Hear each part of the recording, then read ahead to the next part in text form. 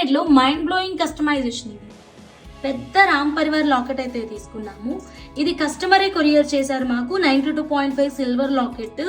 దీనికి మాకు మంచి మేకింగ్ కావాలి హంస అని అడిగారు.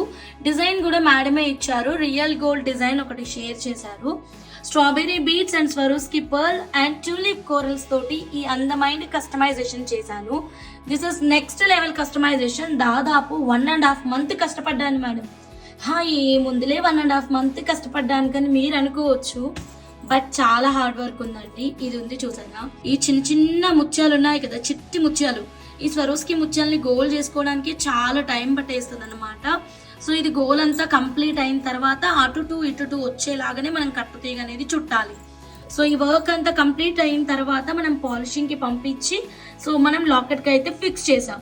So before polishing, after polishing clips ఎందుకు షూట్ చేయలేదంటే 1.5 months కష్టపడ్డాను కదండి, ఎక్కువ లేట్ నైట్ చేశాను, దానివల్లే షూట్ చేయలేకపోయాను.